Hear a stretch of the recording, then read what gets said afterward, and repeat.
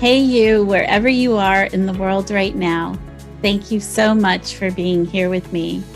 We know that we're living in some crazy times and we know that the world is changing. So let's create a bridge as we travel through one another's countries, removing all the labels, coming together as one people in our one home, this world. And as we do this, this is why our signature talk today is so important. And today I'm super excited to welcome my guest, Destiny Dehaven. Hi, Destiny. Hi. I'm so happy to have you with us today at Retreat to Peace. So thank you for being with us. So appreciate it. Thank you for And having me. yes, absolutely. And Destiny, I know you're here with me in the US and you're on one side of the country and I'm on the other side, but even still we're here together and it's beautiful. And I know from our offline conversations that you have some very amazing, impactful information that's going to be really powerful in this time together that we share for our audience. But first, I'd like you to just introduce yourself to the audience. Absolutely. My name is Destiny Dehaven, as you mentioned. I grew up in Honolulu, Hawaii. And at the age of 4, I was diagnosed with type 1 diabetes.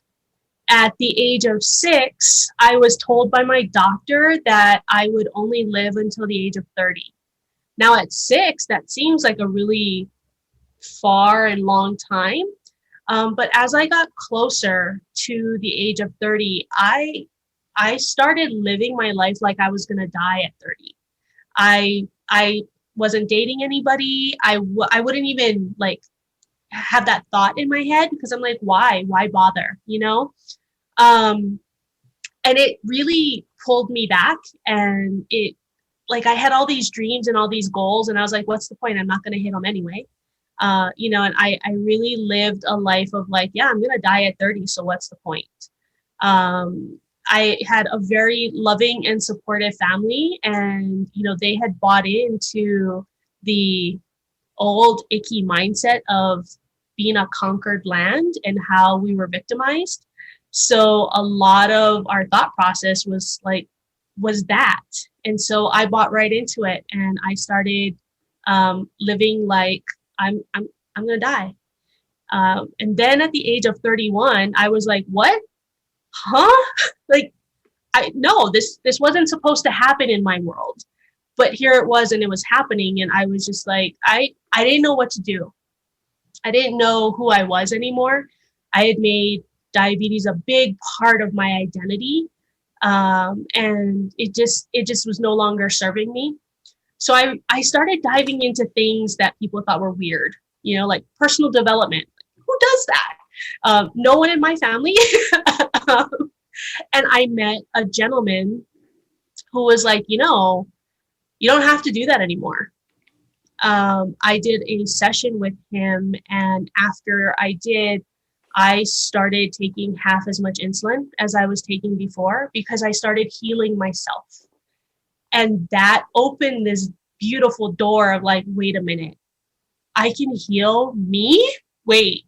And, from the age of 4, being told that this is a disease that doesn't have a cure and there's nothing you can do about it, and completely buying into it. And all of a sudden I'm like, wait a minute, but I'm taking less insulin. Like that's closer to 0. I had a switch in that moment where I was like, well, what else? What else could I do to heal myself? What else could I do to take less insulin every day? Even if it's just like 0.5 units, like what could that look like? And I started to explore the world of spirituality, energy healing, NLP. I got certified in like almost everything under the sun that worked for me because I'm like, if it worked for me, it can work for other people. And I was having fun doing it.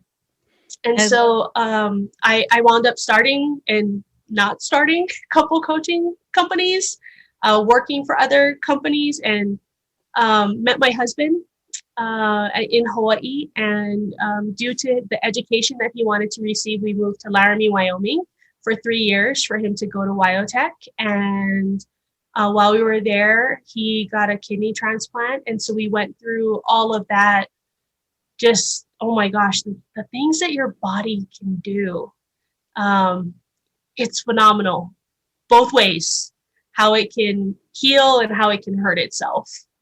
Just very eye-opening, and it just kind of solidified, like, yeah, this is the thing, this is what you need to look more into. And that's where the journey just really like took off here on the mainland.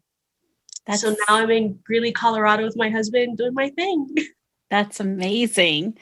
I think that, it's so interesting. And one of the reasons that I wanted to have you on the show is, as I introduce each of my guest speakers, I talk about just removing all the labels off of us and coming together as one people in our one world. And I just hear your story and the label attachment, and how you identified yourself rather with this diagnosis of having diabetes.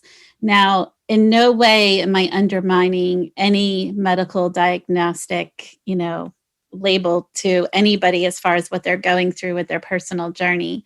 But I do also think that you can do what you did and just totally convince yourself that that's who you are and that's how you'll always be, or you're more than that. Like, it's definitely something of, it's a decision and it's a choice that you make, that maybe that is a subset of you, but it doesn't make you who you are. It does not define you. And that's what you did. You made a decision to not let it define you. And it was interesting to hear you say when you got to 31, it was almost like you were hit by a truck or something. It's like, it felt like it. Yeah. Like, yeah. Wait a second, I'm not supposed to be here. Exactly. Like, this is what I was told my whole life, and it turned out to be a lie, and it's not true. And, now what? So exactly. It's really interesting. And I would love to hear a little bit more about, you had this journey, but share a little bit more about what that life was like for you. I mean, how hard was that for you as a little girl growing up like that? Yeah, so it was interesting because I always felt like different. And I don't know if you remember on Sesame Street, they're like, one of these things is not like the other. And I'm like, I'm that other, right? Like, I just knew it. Like, none of my friends had it. When I was diagnosed at 4, my mom immediately put me into kindergarten. She was a teacher at that school, so she could come in and like check my blood all the time. And the technology they had back then was not made for a 4-year-old. It was all adult stuff. So it hurt. It didn't feel good. And then at like classroom parties, when they used to have, like, your parents used to be able to bring in, cake or ice cream or whatever for your birthdays, I couldn't have any. Of course, I would sneak a little bit, but I wasn't able to have the pieces or the size that everybody else would have. And it was just making me feel more and more separated, more and more like the other. No one wanted me to stay over at their house because their parents didn't want to take that responsibility. Even within my own family, my mom comes from a family of 9, and only one of my aunts learned how to take care of me so that I could have the freedom to, like, at least stay at her house or stay wherever she was, and I didn't always have to stay with my mom and dad. So it was very different and challenging. And then to always be known as the diabetic, like the teachers would say, "Oh, she's the diabetic," not trying to be rude, just as a fact that I was like, that's what I am. I'm only the diabetic, right? And like, that's what I was known as. In the 5th grade, I remember I applied for a trip to Japan, and I was super stoked about it. And I got all the way up to the interview process, and I thought I answered everything great, and they picked someone else because they didn't want to take the responsibility and have the liability of a type 1 diabetic in their group, which just like, it pissed me off because I'm like, I did so well, and then to hold me back because of that was just, it felt very unfair. And then, of course, growing up, as I start learning how to take care of myself, doing more things, it felt great to have that freedom, but that string was always there. Like, if my blood sugar was just right, I'm not going to go climb up a mountain with my friends. because then it's not going to be just right by the time we get up there or when I come back. For me, the worst case was that I would go too low and go into a diabetic coma. And I hated being in the coma because I know what's happening, but my body won't move. So I can think like I know what people are saying. I know what I should say. My mouth won't move. My mouth won't say it. I have zero control over my body. And it takes so much energy to just move a finger, that it's exhausting. And so I never wanted to do that in front of my friends. One, because I hated it. And two, like just the shame of it happening and no one understanding. And even though they knew I was diabetic, they didn't know what it meant.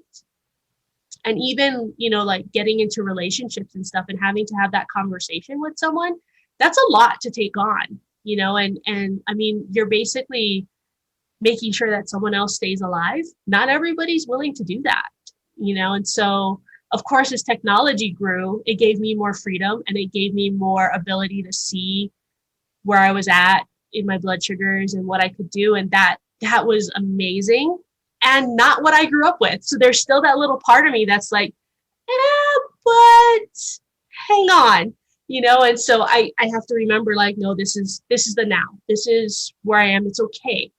And I got to almost give myself that permission that it's okay. I remember many times just not thinking things were fair, really getting angry at stuff. And I had the thought many times, I'm like, it would be really easy for a diabetic to commit suicide. It really would, because here's what I could do. I could just give myself extra insulin, right? And I was like, that is not an okay thought. That is like, it is the thought that I am having, but it's not okay. And so I would go to my mom or my dad or my aunt or whoever, and I'm like, I don't think I'm okay. And we found out that diabetics go through deep, deep depression. And nobody was talking about it because it wasn't a thing, And so it was almost like I was having this experience and then figuring it out after, rather than being told ahead of time so I could be proactive instead of reactive. How old were you? And I was like, oh my gosh, like just exhausting. Yeah. How old were you when that happened? The first time I remember it happening, I was 12. Okay. There's sort of conflicting information about, like, if I had said it earlier. I for sure remember saying it later, like in my teens.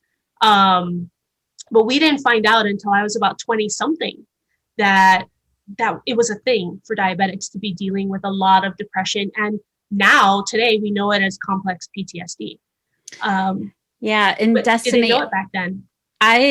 So first of all, I know you just gave us a whole lot, and I appreciate your transparency so much, because the fact that you can take the audience into this space that most people are probably not even aware of is, a very special thing that you're doing. So thank you for that. And I can't imagine, and I'm not even making a light statement in any way, shape, or form here. I can't imagine the amount of fear that you lived in every single day as a little girl. Mm-hmm. Yeah. And then to be put in a place where you really do understand the balance of life and death on such a critical level that it really has wired you, as you said, with this post-traumatic stress, because you're always in this state of fear and this state of not sure if you're safe. I mean, the vulnerability of what you explained, just being in this coma state. I mean, we hear of people that are in comas and have an awareness of everything that's happening around them, but to be a child and go through that experience and just have no control is frightening. Mm-hmm. It's very frightening. So, for you to go into this, level of detail, it's much appreciated. And if you could, if you could share with us, and I don't know if this was your experience, but you talked about this depression. Was this part of your life too? Was this, the state of depression? It was, and I didn't know it. Like, um, so in my family, anger was the appropriate emotion, right? Like, if you were too joyful, too excited, too proud, you were proud. You were too proud, and you needed to humble yourself. Sadness, and you were the crybaby. Anger, everybody's like, cool, I get this. And so I changed a lot of my energy to either anger or just complete numb. And I avoided whatever it was that I was feeling. I'm like, well, you know what? This is what it is. Let's move, hurry up. Let's go do something. And not really acknowledging that fear or what I was feeling, or the fact that I was just sad about it. Like, I would watch all my friends. They had these, I forget when they came out, but these Go-Gurt things. Like, they were these little sticks and you had yogurt in it. I couldn't have any. So I'm watching all of like my friends eat it, and I'm like, and here I am again, like munching on a carrot, right? So always feeling very like left out, and like I would never fit in. And then couple that with the fact that, like, in my family, my mom is Hawaiian and my dad is very, very not. So it was very interesting that, like, I was not enough in the friend world. And then also here in my family, I was the white girl. But then when I got with my dad's side of the family, I was the Hawaiian girl. So it was very confusing as to, like, which I was supposed to be. But I was very clear that I knew I wasn't supposed to be sad. I wasn't supposed to be depressed, but I wasn't supposed to be happy or excited either. So, like, for me, I was numb or angry. And if I cried, I never knew why I was crying.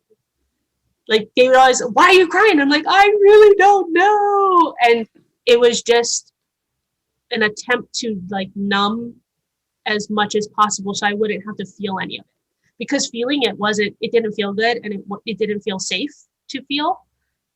So it was just like living in this world for 30 some odd years of being depressed and not knowing what to call it, and just being completely numb with it. And it took going to a personal development class for me to be like, oh, wait, there's like other feelings. Oh, what? And I remember, like, in high school, I was turned down for something and I was like, whatever.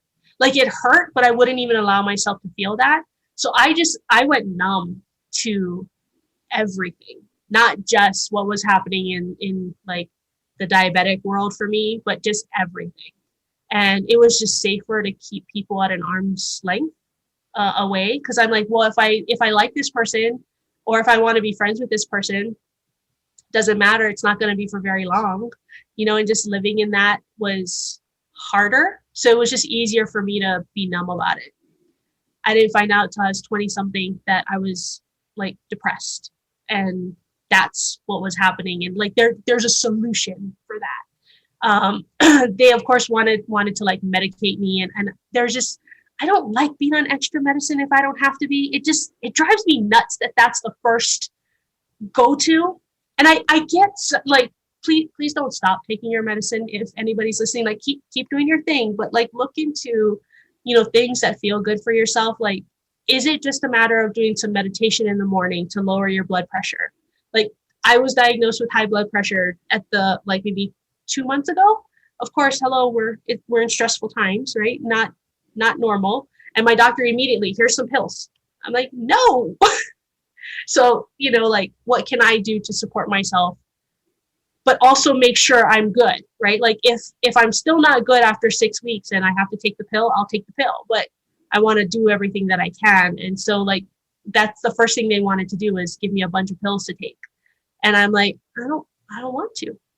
So I had to find other ways to deal with it that were healthy. For me, it was the beach. For me, it was my friends. It was hanging out with my friends and, like, laughing. I love going to the movies to laugh. Give me a good comedy, or even like a good sob, like a sob fest. I'm like, I will take it. And I think the part that was the easiest part, but it didn't feel easy at the time, was actually naming what I was feeling and being okay. I'm like, I am sad. and it's okay to be sad, and it's okay to cry. And like, I almost feel like when I just allow myself to do it, and I mean like ugly cry, almost like if you've ever watched a child, they can switch through emotions so fast. They are amazing. And I'm like, oh, I love kids. They're just so honest. And like, they don't even have to name it. They're just like, this is what I feel, boom. And they go through it. I'm like, as an adult, allowing yourself that space to just feel what you're feeling to its fullest extent possible for you, it almost goes away faster than holding on to it. And so that's exploration. Yeah. So if you had to give your little girl self, some words of wisdom or advice, what would that be? It's okay. You're okay. Like that's really it. Like, she did the best that she could with what she had, and now it's my turn. Yeah. And I think that, somewhere in the audience, we've got mom or dad or, someone listening who knows of a child who has been diagnosed, with diabetes like you. And it's, what do you do with it? How do you help them just be okay? And, I think that advice to yourself that it's okay is really a good one, because it's okay to be in the space that you're in today and, feel what you feel and move through it. And if you need to be angry, it's okay. If you need to be sad, it's okay. Like, you don't have to hide from that. It's really okay to feel these feelings. And it's okay for mom and dad to feel those feelings too. Like, it's scary to have a kid that's diagnosed with type 1 diabetes. It's not easy. And so, like, when mom and dad are scared, it's okay to be scared, and show your babe that it's okay to be scared, and talk about it. Like, we didn't have an emotional intelligence class in high school. Like, they didn't tell us how to talk about our feelings. It's okay. Like, figuring that part out. It's messy, and it's not pretty, and it's not controlled. And so talking about that and how, like, it makes the family feel, it takes a lot of the weight off of the kid, a lot of the weight off. And it's not all on them, because that's what they're feeling. Like, somehow this was their fault, even if it wasn't. Somehow they could have done something different, even though they probably couldn't.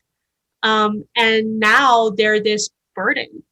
And the only way that they're not going to know that is if you tell them that over and over and over again, until they're like, oh, it's not me. Yeah. And I know you had said at one point you had these thoughts around suicide. And I just encourage anyone who's listening, if you have these thoughts, please, please, please reach out to your community, get the support you need and the help that you need. But even in that space, if there's anyone listening in the audience, like, what would you say to somebody who was experiencing or maybe experiencing what you experienced? As far as like the suicidal thoughts? Yeah. Stop. Breathe. Just breathe. In that moment, like, if somebody were to have just said breathe, that would have meant so much to me. And then just know that you're needed here. Like, everybody is here for a reason. And even if you don't know what your reason is just yet, you're here for one. And so, like, not figuring it out or not living to your reason, that just sucks for you. And like, no, you deserve so much better. You deserve way more than that. You deserve to find your reason and to live it and to find the joy that life can bring. We all deserve that. And it feels hard and heavy in that moment. It's not always hard and heavy. I actually run a whole course on just finding your purpose. So I agree with you. This is like so powerful because we are here for a reason, and it's amazing. The thing that you had mentioned too around your husband. So you have this childhood experience and then you go into adulthood And now you've got this other experience. So share with us a little bit about that. I sure can pick them, right? So I met my husband when we were both living in Hawaii. He was in the Army. And about a year into our relationship, and we were dating at the time, he had to do a physical. They need to get one every year. And the doctors found protein in his urine, and his kidneys started to shut down really fast. They had tried a lot of different things to prevent that from happening. But oh boy, it did not take long. What should have taken 20 years took about a year and a half of just real quick shutdown. So he was on dialysis for 4 years. And so that was sort of the thing that consumed our lives, is to plan everything that we needed to plan around him getting these dialysis treatments. But at the same time, wanting to live our dreams, but not quite knowing how to bridge that gap just yet. So it was very awkward, very messy, a lot of, late night conversation / arguments / fights. Just a lot of like, what the heck are we doing? And I knew, like, I knew that I knew that I knew. I was like, he's the one. I knew that we could get through this together. I just didn't know how. And so I was like, well, one night I was just at the end of my rope, and he was going in for like the 6th surgery in 6 months. And I was out of sick leave from work. I was like, I can't be there. I have to be there after work, and just a lot of worry and upset. And I was just kind of like, I don't know what else to do.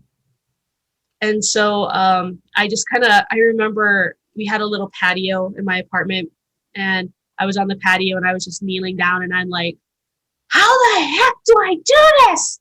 This is ridiculous. This is like, and I'm yelling, and the apartments next door to me, they're telling me to like shut up and be quiet. And I was like, whatever, like just getting it out. And we wound up going to a JDRF, a juvenile diabetes meeting, and met a couple there where the husband was waiting for a kidney transplant. And no coincidences that, we were at the right place at the right time. They supported us through his journey, what to do when we wanted to travel. I was like, we can travel while he's on dialysis? Like, what? And they're like, of course, we take a trip every year. And I was like, that wasn't even on the radar, but now that they said it, I was like, how can we do this? So we started like opening our world back up and really allowing the opportunity of things. He started his own construction company in Hawaii while on dialysis, had employees. It was phenomenal. We took trips pretty frequently. And then he wanted to go to Wyotech, and he met with the people, signed the contract, did all the things. And he's like, hey, so are you coming with me, or are we going to do this thing where we see each other on vacations? And as much as I didn't want to leave home because it's all that I knew I also didn't want that relationship where we would only see each other for like a couple of weeks every year. I was like, that doesn't feel good. So we road tripped from California to Arizona, then from Arizona up to Oregon, where he's originally from, and then from Oregon to Wyoming. And we stayed in Wyoming for 3 years. He was doing dialysis while going to school. And then the second year in, he had already gotten onto the donor list in Colorado. And they're like, we have a donor. And so here we are in the middle of nowhere, no family, no friends. And we're like, okay, figure it out, like now he's going to get that donor, and now what? And so then it became a matter of, all right, now It's not the dialysis. It's not all of the things there, but now it's how to keep him healthy and how to keep him out of survival mode, because that's what we were in. That's what we were both very comfortable in, into thriving mode. And so that was the little shift that we both needed to take was, all right, now that he's got this new opportunity, how can we thrive with it? How can we utilize it and make something of it and make something of the hard, like 4 years of being on dialysis, a trip cross country, going to school while on dialysis. Like that's not easy on him or on me. Like I was basically put in the middle of nowhere. Like we were lucky enough that this place had a Walmart like that. Like Laramie is just like so tiny and like it's beautiful. And I went from really big city to like really small town, and not having anybody. And my husband was gone a good chunk of the day. It was funny. I didn't even realize how to turn on the heater in the house. And I didn't know I had to shovel my own sidewalks. And so like learning all of these, what seems easy to other people, but learning it, that like I that's not stuff I needed to think about. And I was like, oh my gosh, how much more is out there that I don't even know is out there because we haven't experienced it yet. That was like big eye opener for us. And so after he got the transplant, we decided to move to Colorado, and that's where he had the transplant. We were driving down, a couple of times a week for him to get checked out. We're like, why not? Why not just stay down here and make it easy on ourselves? And so we decided to move to Colorado, and we've been here since 2015. So yeah, it was just this journey that like, we both felt like we needed to be on. And now that we're off of it, I'm like, hey, the thriving, we gotta keep reminding ourselves, like, we're really good at surviving. We are. I've been doing it my whole life. He's been doing it since this all happened with him. I'm like, the thriving, like, we got to remember that's what we're headed to, is the thriving of it all. So, yeah. I think it's so interesting how there is this parallel in your stories, because you both have this shutdown mode, as you put it, where you open everything up, where you do see life completely differently, and you're looking for ways to live your life and be free of the shackles and the chains of what it is that was holding you back. So I think that's incredible. I can't imagine, that space of moving all over the place like that and going through so much, but I can appreciate so much the fortitude and the courage and the bravery that you both had to do all of this with this cloud over your head and, persevering through it. So congratulations on, getting to the finish line and crossing over, and whatever abundance is supposed to be in the future, just embrace that, because well deserved. So I wanted to ask you as well, the way of the world we're living in right now is just some, crazy times. And you alluded a little bit to how you kind of disengaged in your own story, is how you changed your mindset. But if we can go back to that, can you just talk to a little bit of some tools that you can offer to the audience that may be helpful to them as far as disengaging from a place that maybe they've been labeled or maybe they need to release themselves from, and how they can navigate that? Yeah, so there's a lot out there. As I mentioned when I was introducing myself, I got certified in like everything under the sun that helped me.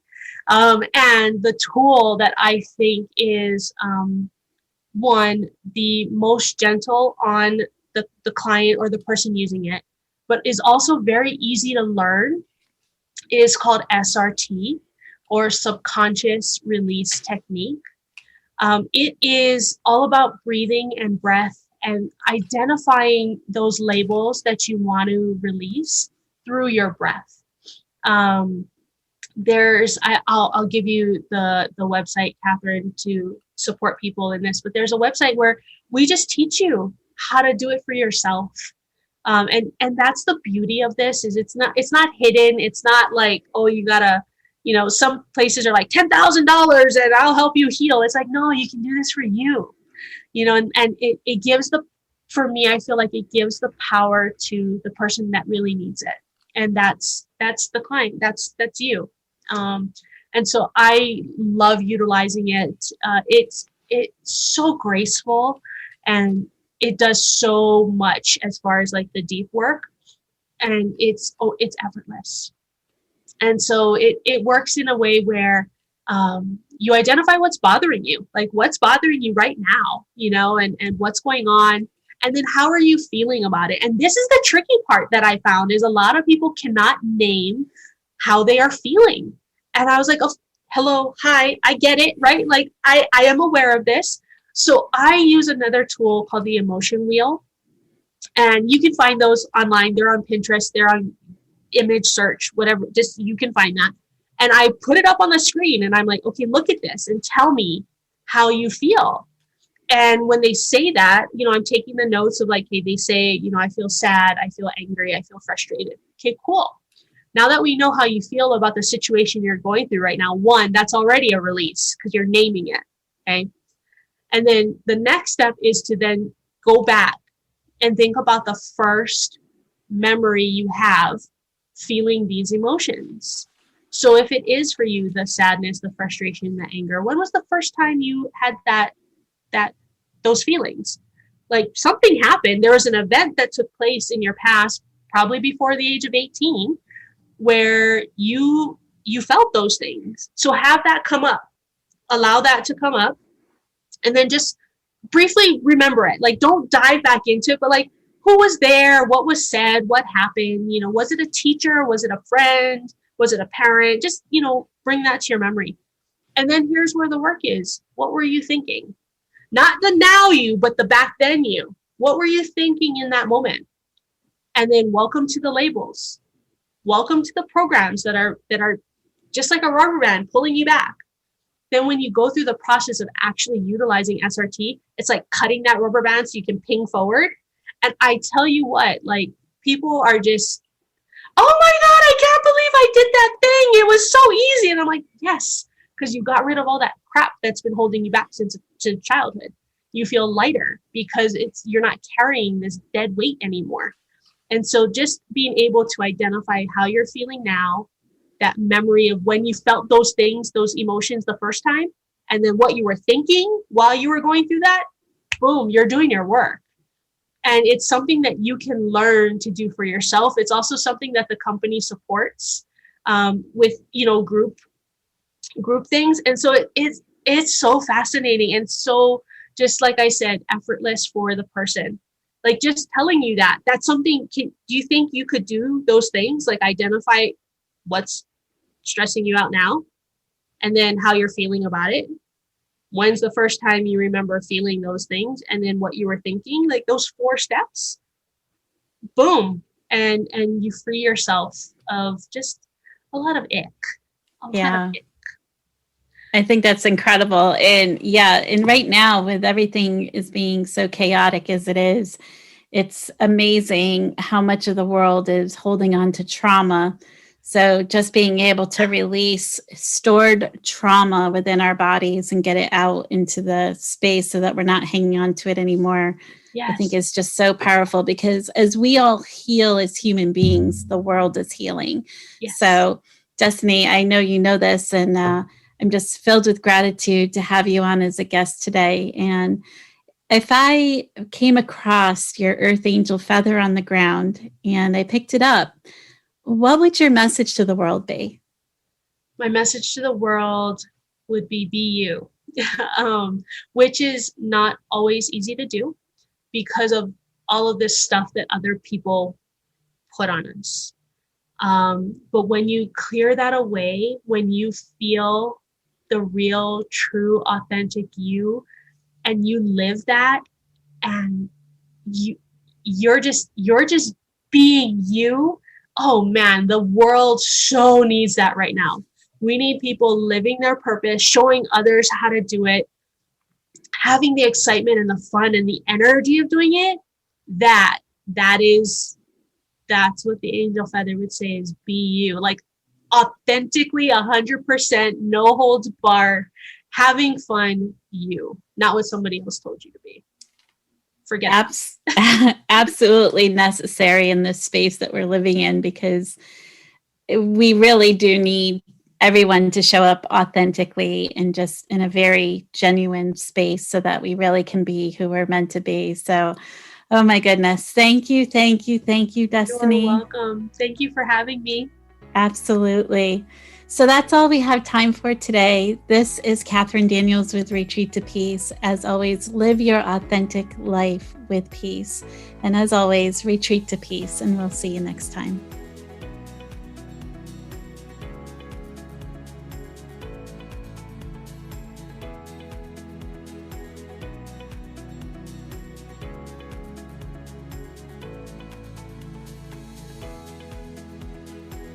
I love my interview with Destiny. She is an amazing force of energy that has so much light to put into the world. And her perspective on taking a medical condition and undoing the shame around it and healing from it is just simply incredible. I know a lot of people have a difficult time with labels and attachments and how to process that going through the world and navigating the world. One of the things that I really think about is this idea of labeling. As I start out my interview with Destiny, I literally say removing all the labels from everything. And when you think about it, when we are born and come into the world, we don't have labels attached to us until someone says, this is what we are. And we start to go through our journey, and then our experience starts to label us. I would think that as we go through our journeys in life, some of the labels we can allow to fall away when they no longer serve us. And time again, when I interview people, this is part of the central theme of what they talk about. So when they do the healing work around something that is powerful that they're going through, and this healing work starts to process, they start to recognize that they don't need to carry the weight of a label being attached to them. I ask you today, as you're listening, what is a label that you've attached to yourself?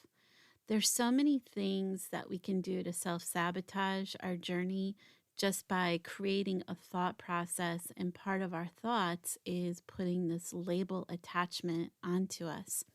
It could be one that you hear all the time, that you're not pretty, or maybe you're fat, or maybe you're not in alignment, with what the norm would be, quote unquote. These kinds of labels are really not self serving. With any kind of process, we need to go through a state of change. And part of the state of change is going to require really exercising what it is that we're trying to undo. So, if this is your thought process, we do have to go through a period of time where we're catching ourselves in what it is that we're thinking and then undoing it. Let me give you an example. When I was in my 20s, one of the things that I remember was I was super, super skinny. And my grandmother actually used to call me a string bean because I was so super skinny. I was very, very self conscious about this because part of the reason I was super skinny is that I was in a period of time where I was under a lot of stress. I was going to college. I was working 3 jobs to pay my way through school. I didn't take the time to sit down and eat 3 meals as we normally would in a regular scheduled life. My life was very chaotic. I literally was racing to get to my classes. When I wasn't working one of my 3 jobs, I literally was studying and just trying to cram in whatever the next thing was. And my life was just go, go, go, go. It was nonstop. When I sit back and look at that period of time, people would say to me, how did you do that? Because I'm trying to go to school and I can only work one job. And even that is so stressful that it is difficult to even think about doing anything more than that. And maybe I'm even raising a family. You know, there's all these things that people have going on in their life and they'll add more and more to it. For me, the act of working those 3 jobs, juggling that schedule, combined with maintaining a full-time course load for university was intense, really, really intense. But what I didn't realize is that that was my way of dealing with trauma.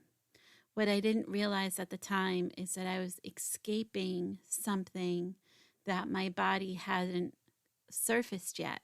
So, as I've shared in the past, I have gone through sexual abuse, and I didn't know I was sexually abused until my mother had died, and it had all surfaced to the top. When I look back on my life, people used to say to me, you've gone through this and this and this and this. You should be a drug addict. You should be on the streets as a prostitute. You should this, you should that. And I never was labeled those labels because I constantly was choosing to make decisions that would be serving for me in the best way possible. Even though it didn't feel good, even though I was completely exhausted and literally killing myself, to say the least, I literally made decisions that were in the best light possible to try to take care of myself, understanding that I needed to value my body, value my brain, value what I was doing. But the flip side is I didn't recognize the harm in what was actually occurring, the way that I was wearing my body down. And all of this was invoked from a trauma response. A lot of people, when they're going through things, they don't recognize their trauma response or the way their body's reacting because of a past experience. So getting back to the labeling, when I would go through my walk and someone would comment on how skinny I was, it made me feel very small, because what it did is it pointed out the fact that I wasn't taking care of my body the way that I should have been. It pointed out the fact that I didn't make time to nourish my body and take care of it in the way that I knew I should have. So when I look back at those years, I think to myself, if I could have had my voice and could have recognized what was going on, I would have had the ability to understand more fully what it was I was experiencing. In that moment in time, I didn't see it because I didn't really know what I was experiencing. How many times have you heard the gentle nudge, or you've been in a situation where you felt like you knew something, but you weren't entirely sure? For me, that happened all the time. And part of the reason it happened all the time is because, as I shared with you, I had this monkey on my back that I didn't know was sitting there until after my mom had died. My mom had died much later in life, so when this information finally came out, it was the final puzzle piece of something that I didn't have clarity around. But the years prior, as I went through my journey, I literally felt like there was something sitting, waiting to come out. And I remember my grandmother always saying, "Let sleeping dogs lie." And when she would say that, it used to make me really mad, because I remember asking her at one point a pointed question, and instead of getting an answer, I was told, "Let sleeping dogs lie." And then she used to say something else. Catherine, it will always come out in the wash. That too used to get me upset because, again, I was searching for answers. I needed some guidance around specific things, and she would always say it would always come out in the wash. Isn't it funny how you go through life and as you get older, you start to recognize things and you think, wow, like the wisdom in some of what is being shared or told, the power of what they say, and the truth in it. Because now when I look back, not only do I see the wisdom that, yes, things do reveal themselves, because you can't keep things undercover without them revealing themselves. It will happen at some point. I love Destiny's aha moment as she's growing up and she really starts to wrap her head around the fact that other people's labels do not have to be hers. Other people's limitations do not have to be hers. Part of defying the odds is consciously making a choice that this is what I'm putting my mind on and this is what I'm going to do. I remember when I graduated college, everybody used to say to me how incredible it was that I did what I did. I never thought it was incredible. For me, it was just something I needed to do for myself. It was something that I needed to do for myself because I needed to show myself that I could do it. I needed to believe in myself that I could do it. I remember in my junior year where I took the time to just really resonate on how hard I worked my first 3 years. And by my junior year, I was pretty burnt out. I actually had to take a semester off and regroup because the stress of what I was maintaining and going through was so intense that I literally couldn't continue to do what I was doing because it was just overwhelming, the amount of stress that I had. During my semester off, I decided that I was going to do something nice for myself. So I went to a jewelry store, and with the money that I had, which I really was really working hard on trying to, save up for my tuition and everything I needed to do. I took a small amount of money, put it aside, went to the jewelry store and found a special piece of jewelry where I could wear it on a daily basis. And it was almost an agreement between me, myself, and I, where when I looked at this piece of jewelry, it was a reminder of something that I was working on, working towards, and what I've already accomplished. So in this particular piece of jewelry, it had 3 stones, and the 3 stones represented each of the years that I had finished what I was setting out to accomplish. I had 1 more year to go. That piece of jewelry did not have the 4th year because I hadn't finished the 4th year. So when I looked at the piece of jewelry, it always reminded me, I've already finished 3. I can do 1 more. It was a temporary moment in time, but it gave me that constant reminder when I fully didn't have the support around me to give me the guidance and support that I needed.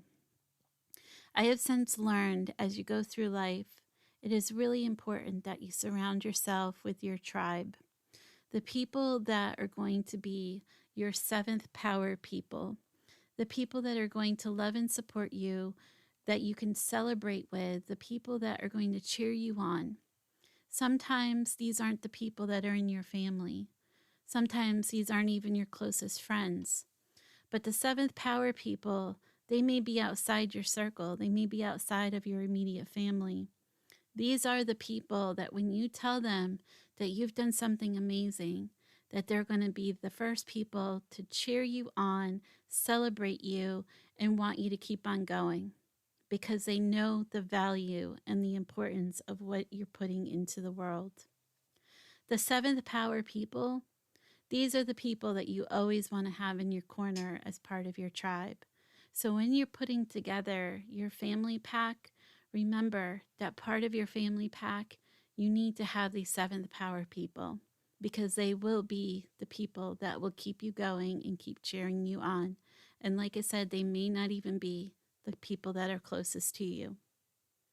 Next week, I have a speaker who's coming on.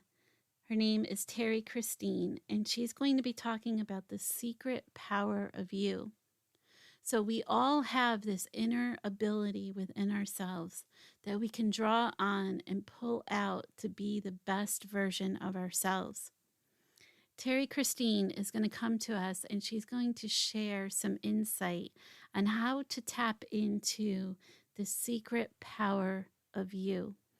And you're going to have some self-discovery and self-awareness on how you can get into that inner space of yourself and pull some of these key elements out that maybe you've been overlooking for a period of time. As we continue in the weeks ahead, I have some really incredible speakers that are going to be talking, especially as we get closer to Mother's Day. I have someone coming that will be talking about becoming me while raising you. What a precious time to have this interview, because this is a mother's journey. This is about motherhood, and as we raise our babies, how the beautiful parts of ourselves, of who we are, start to really expose because we are taking care of someone else and the things that they teach us along the way. If you haven't already, make sure you join our mailing list at www.retreattopeacellc@gmail.com. And we'll be able to send you all of our updated material for our healing summits and retreats that are coming up.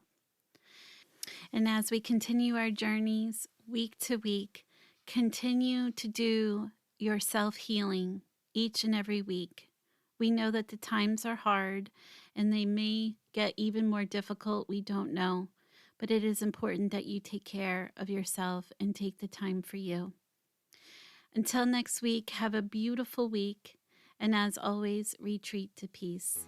I look forward to seeing you next time. This is Catherine Daniels reminding you to live your authentic life with peace.